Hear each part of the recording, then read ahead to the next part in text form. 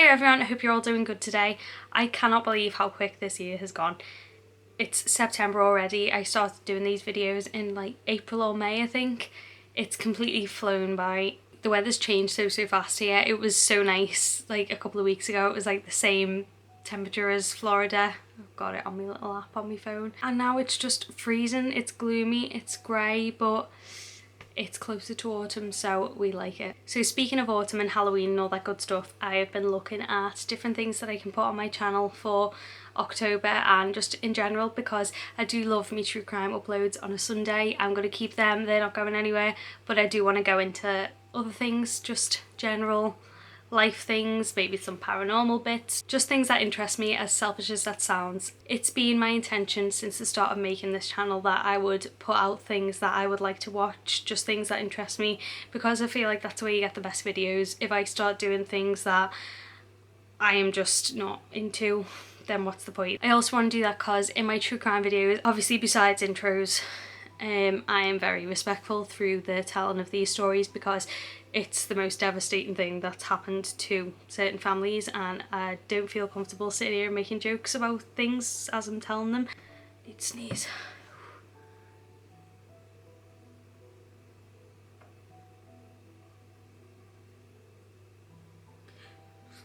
That was so disappointing. I want to be able to upload more videos where I'm feeling free to be a bit daft and a bit silly, because yeah, true crime videos I just feel aren't the time to be like that. So with that being said, I am going to upload more things where I can just be more myself, not just reeling off information. Does that make sense? I hope so. Anyway, today's case actually made me cry when I was reading about it. Something about this case just really got to me, and I just felt really upset by it. So let's get into the case anyway. So this is a case about a girl called Anna Kriegel, and it is an Irish case, so I'm sorry if I'm like butchering that last name a little bit. That's the closest I can say it in my accent. Anna was born on the 18th of February in 2004, and she wasn't actually born in Ireland. She was born in an industrial city in western Siberia called, let me try and look at this, called Novokuznetsk.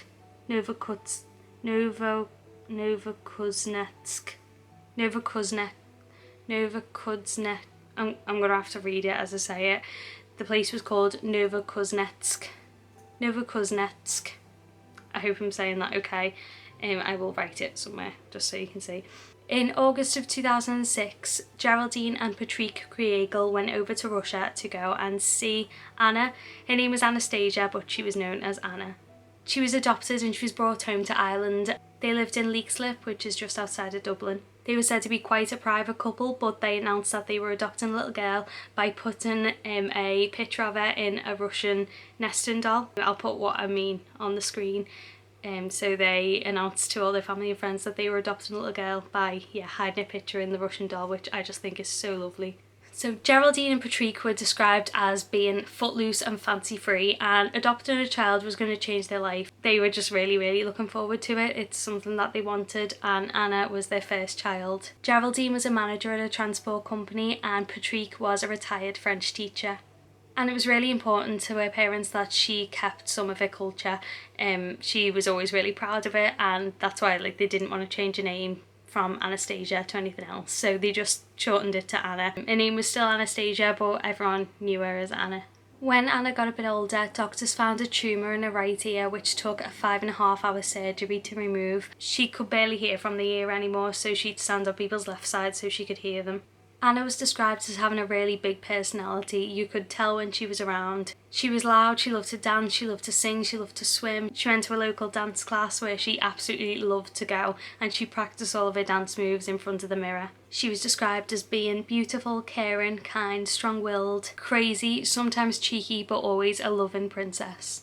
Anna struggled quite a bit to make friends, and her mum said that she craved friendship. Anna was really tall for her age and she looked a lot older than she was, but mentally she was a little bit more immature than her age, so it was kind of like appearance wise she was one way and mentally she was the other way. She was described as being really sensitive, and this was actually a concern of one of her primary school teachers, because as she was going into secondary school they worried that because Anna wanted friends so badly she might get taken advantage of, and they thought that she'd be a prime target for bullies. So they raised these concerns with her mum and dad and just let them know about it. And it was at this time that Anna actually said to a teacher that she felt suicidal, which was obviously extremely worrying.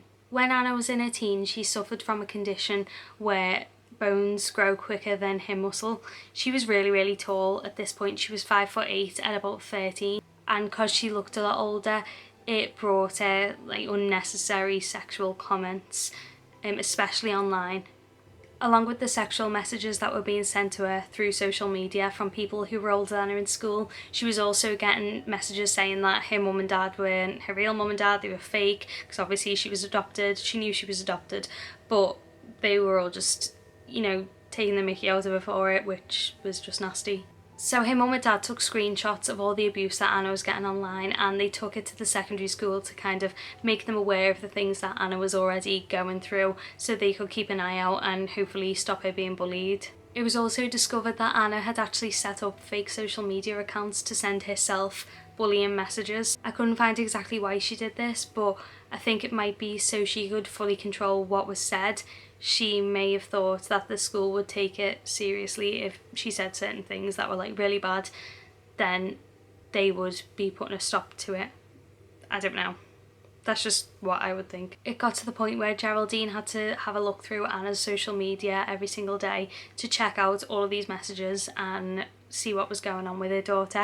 And obviously Anna wasn't happy about this at all, but she understood that at the end of the day her mum was just trying to keep her safe and this was just to protect her. And from her mum seeing all these messages that her daughter was getting, it caused her to want to accompany Anna to and from school every single day, because they were so scared that people would get her. She was getting threats constantly, just horrible messages, sexual messages. They didn't want their kid being left alone around all that.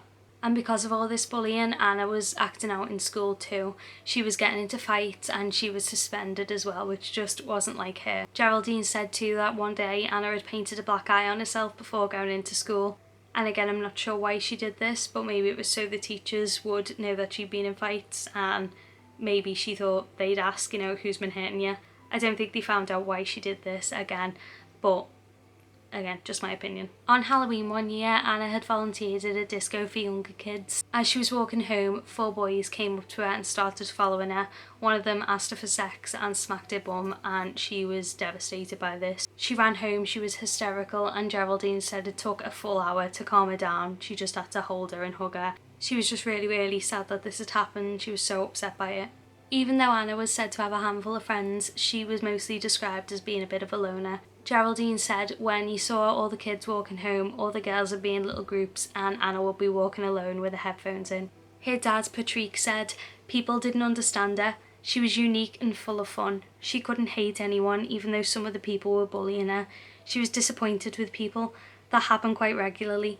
She tried to make friends but might say the wrong thing. She was a teenager. Most of her friends were her younger cousins, who she really did enjoy spending time with.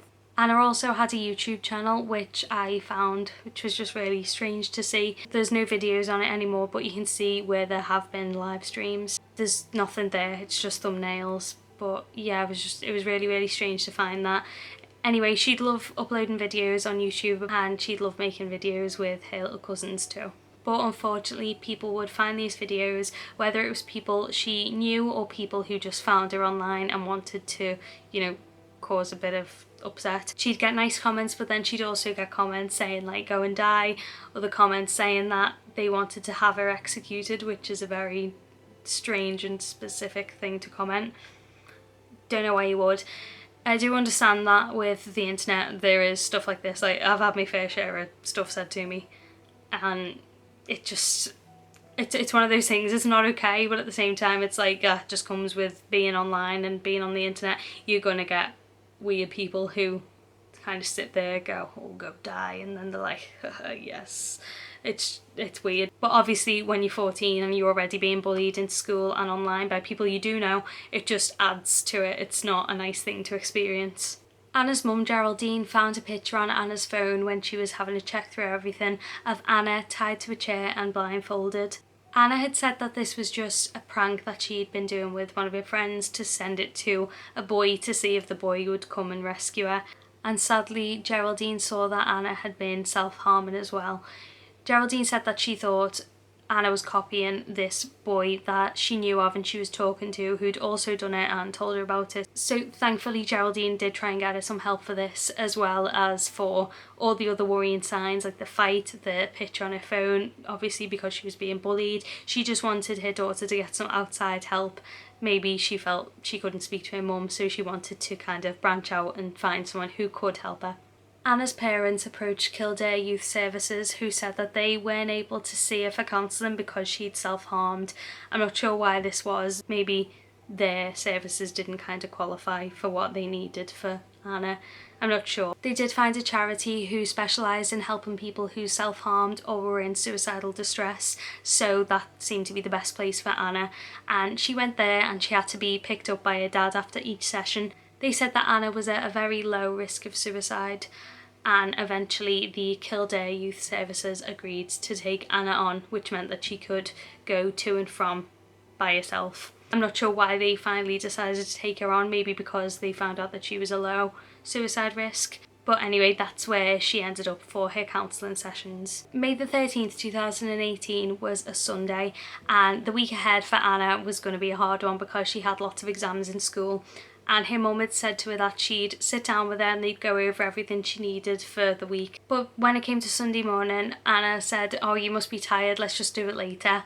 And later on they were going to have lots of family round. So before the family came round, they just sat and watched films and had some popcorn. And then in the night they all had pizza. Anna didn't like pizza, so she went to get something from the Chinese takeaway and she brought it back. And the adults kind of stayed with each other and drank in the conservatory, and Anna and her cousins went upstairs to her room and made some YouTube videos, and they just all had a nice night. Before Anna went to bed on Sunday night, she asked Geraldine if she could wake her up and say bye to her in the morning, which she did. So on May the 14th, which was the Monday, Geraldine woke Anna up, gave her a kiss, and also wrote her a note to say that she was able to leave school early to go and attend one of her counselling sessions. So Anna got up, got dressed, had some breakfast, and then went to school. Anna came home at about 4:30 and her dad was home too. He was just in the garden, he said, enjoying the sunshine. And Anna came in, had some oven chips, and then went up to her room. Just before 5 there was a knock on the door and Patrick answered it, and it was a boy there. He asked for Anna, and when Patrick kind of called up saying, "Oh, it's so-and-so," she was a bit confused as to why this person was knocking for her. She knew who it was, but they weren't friends, and she was just a bit like, "Why are you here?" So she went to the door and Patrick just left them to it. He said that they were talking and chatting a little bit, but it was all a bit whispery and he didn't really think anything of it. Then Anna went upstairs, went and got her hoodie and came back down. It was a black hoodie with white writing on, and she put that on and just said, "Oh, I'm going to go out for a bit." And her dad was like, "Oh wait, well you've got studying to do, you've got exams this week." She just said, "Oh, I wasn't aware I was meant to be studying. I won't be long, I'll see you soon." She left the house with this boy, and Patrick said that she gave him a big smile. She seemed really happy to be going, she was fine, and he watched them walk away. And the boy was walking ahead of Anna and Anna was a little behind, and they didn't seem to be talking, but he hadn't asked where Anna was going, and he knew that they were heading towards St. Catherine's Park. A short while before Anna left the house, she'd been trying to ring her mum in work, but because her mum was in a meeting she couldn't pick up the phone, so she'd just text Anna saying, "I'm in a meeting, can't answer, I'll speak to you later." But then on the way home from work, Geraldine was getting the train back and she was trying to return Anna's phone call, but it went straight to voicemail. And because Geraldine was so close to home, she didn't really think much of it. She thought, "Anna will be home, she'll be fine, I'll see her soon." Geraldine got home at about 5:20 and Anna had been gone around half an hour at this point. When Patrick told her what had happened, that someone had called for her and they'd gone off together, Geraldine was immediately worried. And it breaks my heart, the reason behind this. Geraldine said that nobody calls for Anna. She just knew straight away that something was wrong, that this wasn't a normal thing to happen. But Geraldine was also thinking, on the other hand, she's 14, she's only been gone half an hour. She didn't want to be overly worried about it, but she just had a really bad feeling. So at 5:30, Geraldine texts Anna just saying "home now," which would be the most terrifying text to get off your mum, I think. But what was more terrifying was the fact that Anna didn't reply to this, which was just something that never happened. She would always reply to texts. Geraldine said that even if she wasn't speaking to you, she'd text you to say, "Oh, I'm not speaking to you," or she'd say, you know, "Can't talk right now," or anything. She would never just leave a text. So because she didn't answer, Geraldine said, "Answer now or I'm calling the police." And she said this was just to get Anna's attention, thinking that she'd, you know, see it, panic and be like, "Oh, I'm so sorry, I'm coming home now." But that didn't happen. There was no reply. They couldn't get hold of Anna. Geraldine started having a little look around, and she just went round the estate and started walking towards the park and having a little look. And she said that she could see all kinds of people there, but Anna was nowhere to be seen. So she went home, she had dinner, and there was still no sign of Anna. And at this point she was extremely worried. This was just so out of character for her to do. So they got in the car and they started driving around the estate, trying to go around lots of different estates as well. Anna used to go on these big walks just by herself, so she could be anywhere. After driving around for a bit and not being able to find her, they decided that they'd need to look at the person she left with, because that would make the most sense. Maybe they were still together, maybe she'd gone to his house. As I said, Anna knew him, but not well, so they didn't really know who this person was. They went on Facebook and they found out who this boy was, and they were trying to ring round and find his address, but they couldn't. Anna's mum and dad had a friend who was a retired detective, and they went round for some advice, just saying, "We can't find our daughter, this is what's happened." And he said straight away, go straight to the Garda, which, if anyone doesn't know, is the Irish police. They're called the Garda. Garda means guardian of the peace, which is really nice. At this point, Anna had been gone around 4 hours, so they went straight to the station after their friend told them to, and they reported Anna as missing at 9 p.m. Police had said to Anna's mum and dad, you know, kids run away all the time, she'll probably be back in a few hours. There'd been a few cases of missing kids over the last few days, but they'd all returned home safely after a few hours or a day or so. So they weren't immediately overly concerned, but obviously her parents were, as any parent would be. All that they knew was that Anna had left with this boy, and they were able to give his name in, and the police were able to find his address using the database that they had. Garda went round to this boy's house to see if he knew where Anna was at the minute, and his mum answered the boy was there, but he just said, "No, I've got no idea." He said he had been with Anna that day, but they'd gone their separate ways in the park, and that was the last place that he'd seen her. So there wasn't much that anyone could do at this point other than keep waiting and hoping that Anna would come home, but even through the night there was no sign of her. The next day, Anna's family and friends started looking again, just trying to look everywhere to see where they could find her, and they spoke to everyone to see if anyone had seen her, but unfortunately they hadn't. Police went back to the boy's house to ask him more questions about the previous day and to see if he had any more information to give them, and he did. He said he'd been with Anna that day because he was taking her to go and see another boy in the park who Anna was said to have a crush on, and this boy, he said that he wasn't interested in her and he wanted to let her down gently, so he'd sent his friend to go and get her and bring her to him. So they took him to the park and they asked him to show him where all of this happened, where he went in, where he left Anna, where he met the other boy, and he was able to show them all these places, and they marked it off on a little GPS thing and then just dropped him off back home. The news had been put out that Anna had gone missing, so her name, her description and a picture were out of her, and there were a few leads that came in as to where she could be. One person had seen her in Dundrum, which was South Dublin.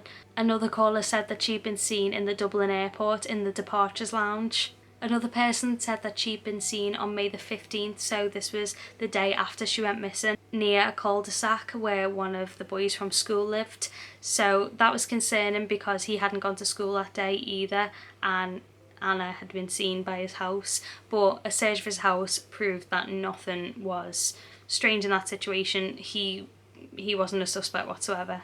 As one of the detectives was walking back from a search, he was stopped by a man and his son. The man had heard about Anna's disappearance and had said to the police that they might want to go and check behind a sewage plant because it was popular with teenagers to go. I'm not sure why you'd choose to go to a sewage plant, but they did apparently. But then they found out that this man was the father of the boy Anna was going to meet in the park, and the boy with him was that boy. So seeing as these two boys were the last people who had seen Anna, they wanted to take them both back to the park this time to get them to retrace the steps of that day and find out where they'd gone. And as they were walking, they noticed that the boy who'd called for Anna, who had been in the park with them a couple of days before, was actually walking in a completely different route than what he'd showed them the first time. And when they got to BMX tracks in the park, the boys started giving each other really strange looks. They found this extremely suspicious and they immediately knew that there was something these boys weren't telling them. So just to make it a little bit more simple, boy A is the person who Anna met in the park. So he was waiting there for Anna. Boy B was the boy who'd called for Anna that day and taken her to the boy in the park. These boys were both 13 years old and they were being interviewed at the station. So on the day that both the boys were taken to the park, boy A had been limping and holding his arm. He said that shortly after leaving Anna in the park on the day she disappeared, he was jumped by two older lads and he fought them off. There was this big fight and he kicked one in the head and he ran off. Obviously, this is a 13-year-old boy. If you're going to get jumped in a park, it's very unlikely that you're going to kick someone in the head for one and be able to fight off two older boys by yourself. Maybe these two older boys had something to do with Anna's disappearance, so boy A's boots were taken just to see if there was any evidence they could get from the boots. Boy A said in his interview that boy B had knocked for him earlier in that day, but he'd said that he'd meet him in the park afterwards. He couldn't come out right now. When he got to the park, he said he saw Anna and boy B together and he didn't really know Anna. He knew her from school but didn't properly know her, and that boy B was one of his best friends. He said that after they'd been speaking for a little bit, Anna had actually asked him out, and she'd asked him out before and got very angry when he said no, which caused her to storm off. So he said that he waited a minute before answering because he wanted to let her down gently, and then eventually he said no. She just seemed very quiet, very annoyed with him, and then just walked away and they went their separate ways. Boy B said that he'd just taken Anna to the park and left her with boy A and then went home. He said he had no idea what happened or why she disappeared.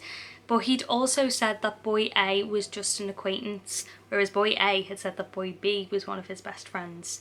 So that was very strange. So over 700 hours of CCTV footage was examined to try and find if they could see, where Anna had gone on that day.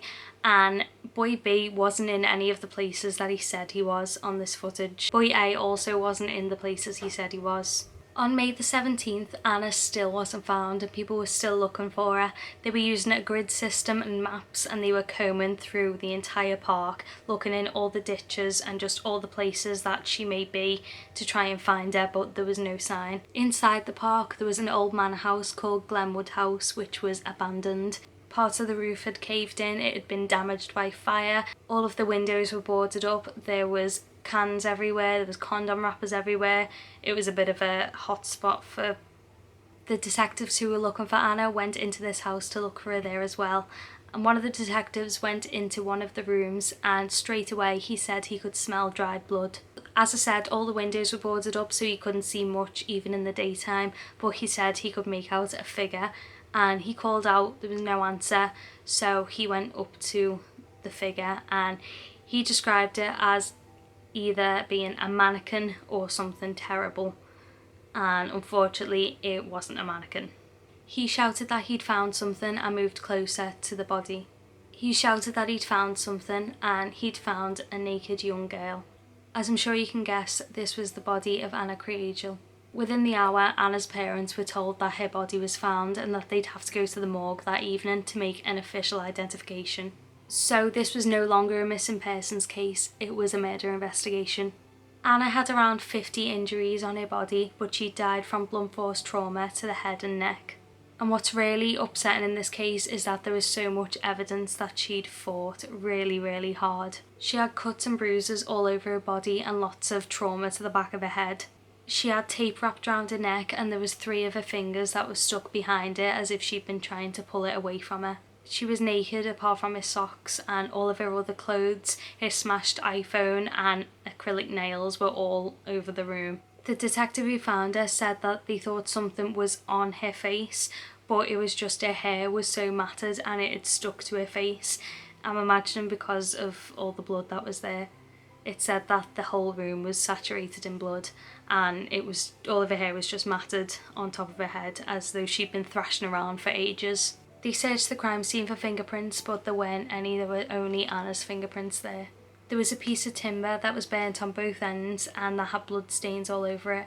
And there was also a 9-inch concrete block that had matted hair stuck to it, and again more blood. They looked into the blood patterns and it was thought that Anna had been attacked first when she'd walked into the room, and then more again when she'd gone towards the window of the room, which was a lot further in. And it said as well that there was evidence of a sexual assault. The 2 boys were still the last people to have seen Anna alive, so they were both arrested about a week after her body was found, and because of their age, the parents were told 24 hours before that they were going to be arrested, and they were taken away in unmarked police cars with officers in normal clothes. The boys' houses were also searched after they were arrested, and quite a few things were taken from them. There was a backpack that was found in boy A's house. The backpack contained a mask, a snood, shin pads, knee pads and gloves. And the mask was a zombie mask that boy A had made for Halloween the previous year. Anna's blood was found on the inside of the backpack, on the mask, on the gloves and on the knee pads as well. And the boots that boy A had been wearing that day as well, they'd also been taken by police, but they were taken when boy A was claiming to have been attacked on that day too. But because they had them, they were tested as well, and Anna's blood was found on them. And the way the blood had fallen on these boots showed that boy A was either the one who inflicted these injuries on Anna or was extremely close to her when these injuries happened. They'd also taken boy A's phone as well, and they found some disturbing history on there. It had a video of the 15 most gruesome torture methods in history. There was a lot of results about horror films, and there was also a result about Jeff the Killer, which was a teenager who killed his family. And I'm going to be honest, just these results alone wouldn't raise any red flags to me. It just shows that he has an interest in it. But it changed when they found that this boy was looking as well for abandoned places in the local area. I think that's what tipped the scale. I don't think they saw that, oh, he's been looking at horror films or torture methods, that means he did this. I think it was the abandoned places search that fully showed that something wasn't right here, and also more stuff which I'm going to tell you about in a second. In boy B's room there was a list of names including boy A's name, and these were all names that were said to be part of a satanic club. Now, if these are religious kids, they were probably just trying to be a bit naughty. I don't think they actually believed in any of those things. Again, as I say in every flippant video, I am not giving excuses. I just think they were just being kids. I think the detectives in this case knew that. I don't think they actually think that these boys did anything in the name of Satan or anything like that. I think it was just something they could do to feel a bit rebellious. But there was more history on boy A's phone that wasn't as explained away as the other stuff. He'd been searching for extremely graphic torture porn, he'd been searching for child pornography, he'd been searching for animal porn. This kid was 13 years old, and even though I know he wasn't an adult himself, looking for kids still is... Why would you do that? I just want to make it clear that the stuff I've just told you, that's where like I draw the line. Like before I was like, oh, it's just search history about torture things. Or oh, it's just a pretend satanic club. Yeah, like that can be explained away. This, like, no, I don't want anyone to be like, oh, she's fine with it. Like, absolutely not. And as they were looking through more evidence of the crime scene too, and of Anna's clothes, that black hoodie that she went upstairs for before she left the house on that day, it had boy A's semen on. They told boy A that this had been found and that her blood had been found on his boots, and all he said was, "Are you joking me? Are you being serious?" They said no, this isn't a joke, and he just asked to go out and get some air. And when he came back in, when they were asking him more questions, he was just saying, "I don't know," or "no comment." So boy A had evidence that linked him to the crime scene, but boy B didn't have any evidence that he was there whatsoever. And the investigators in this case wanted to be clear that just being somewhere when a crime happens doesn't make you guilty. It's not good that you didn't prevent it, but it doesn't make you guilty. And boy B said all he did was get Anna on that day and take her to boy A. That's all he did, and that was it. That was his part in the whole thing. Boy B was extremely talkative through all of his interviews, whereas Boy A was the complete opposite. Because of his age, Boy B couldn't be contained in a cell or anything, so they actually brought bedding for him and his mum to go and sleep in one of the offices, and his questioning continued the day after.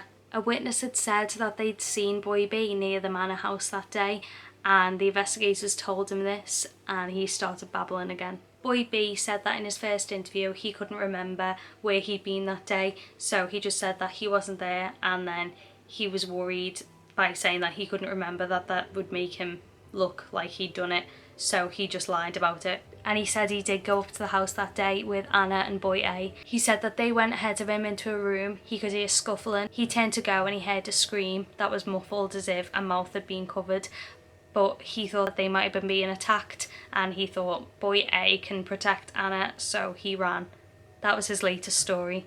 Investigators made it clear to Boy B that they knew he was lying. They said at one point, "You're just making this up as you go along," and eventually they wore him down to the point where he asked his mum to leave the room. And all of these interviews were done with the parents being there because of their age. They weren't allowed, and when he asked his mum to leave the room, the investigators said that's not possible. He said that he'd gone in with them to the room that Anna was found in, that Boy A had looked at him and told him to leave, and then he'd started choking Anna and started pulling her clothes off, turned her over, and Anna was saying, "No, don't do this." He said that Boy A started choking Anna and Anna was crying. Boy B also told police around this time that he'd had a conversation with Boy A about a month earlier, and Boy A had asked him if he wanted to kill someone. Boy B had said, "In your dreams, who are you going to kill?" And he said, "Anna Kriegel." He said he didn't think to take this seriously. He said Boy A was probably just saying it. But Boy A says that this whole conversation never happened. It's complicated because if someone just came up to you and said, "Oh, I'm going to kill this person," I don't think you'd take it seriously, especially being young. You'd just be like, "Oh yeah, okay." But if Boy B did genuinely know about this, he took Anna to her death basically, which is so scary. On May 25th 2018, Boy A was charged with Anna Kriegel's murder, and on July the 12th 2018, Boy B was rearrested and charged with her murder too. In August, both of the boys were released on bail to await the trial. Their trial started on April the 30th 2019 and it lasted 6 weeks. The boys were holding their parents' hands and resting their heads on their parents' shoulders through this trial, just sitting among everyone who was in the courtroom. They both pled not guilty, but after 14 hours and 25 minutes, the jury came back with a verdict. They were both convicted of the murder of Anna Kriegel, and they became the youngest people to ever be convicted of murder in the state. When this was read out, Boy B's dad started shouting and started swearing at the police, just getting really angry, and stormed out. Boy A was also charged with aggravated sexual assault. In Ireland, if you're found guilty of murder, you get put away for life. There's no kind of question about it. But because of their ages, they were given a lesser sentence. Boy A is eligible for release when he's 26, and Boy B is eligible when he's 23. They were taken away to a detention centre. Boy A finally admits to killing Anna, but he said he didn't sexually assault her, and Boy B still denies any involvement. For Anna's funeral, her mum and dad asked for sparkle and lots of colour. A Russian flag was draped over her coffin along with a Russian nesting doll, just like the one that they'd used to announce their adoption of Anna. There was also a picture of her favourite dog, her blue headphones, and a little figure of the Eiffel Tower, because Anna had hoped to go and study in Paris one day. She had dreams of getting a dog and getting married, and said that she hoped to have a nice life. She'd said to her mum a little bit before her murder that she was looking into getting piercings, and her mum had encouraged her to wait a little bit, and she said, "Mum, you're always telling me to be myself, and this is me." And because of this, at her funeral there was a slideshow of pictures of Anna with the song "This Is Me" from The Greatest Showman playing in the background. Anna's parents also had a friendship bench that was put up near a place that they used to all go and have lunch together, and that was in memory of Anna. So that is the case. It's so sad. It is so sad. I think the reason it upset me so much is when I was looking into it, I was imagining how happy Anna must have felt that someone was coming to knock for her, and then it was a trick. Like that really got to me. She did have so much of a crush on boy A that she was like, oh my god, he wants to meet me in the park. Like, it really gets to me. I'm gonna get upset again. It annoys me the fact that we have to call them boy A and boy B through this whole thing. When you're looking at things that people have said, sometimes they can be misinterpreted, so I never want to fully put them into the video and be like, so and so said this, because sometimes I've found that they're not 100% true. But I have seen a pattern of them protecting these boys, being like, oh well, we need to look after them for when they do get out if they're rehabilitated, and it's like, they killed someone. If boy B didn't know what was going to happen that day, I genuinely don't think that he should have been given the same punishment as boy A. If boy B did know that this was going on, obviously he 100% deserves the same punishment as boy A. It makes me so sad that any of this happened to her. It makes me so sad that she was bullied too. I don't understand it. I never will. I don't know why they did this. I don't know if it was like fully a sexual thing and maybe she refused and he hurt her for it, or it was just done purely out of they hated her. How can you hate someone that much? I don't know. Whew. Thank you so much for watching another one.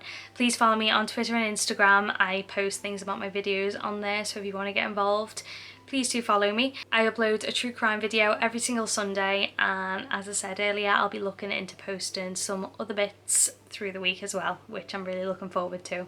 Please like and subscribe and hit the notification bell if you want to see any of that stuff. A lot of people who watch my videos still aren't subscribed, so please do it because it helps me out a lot. Let me know in the comments what you thought about this case. Please be respectful, obviously, to Anna and her family. I'd really like to know what you think about boy A and B receiving the same sentence. Thank you. Thanks again so much, and I will see you in my next one.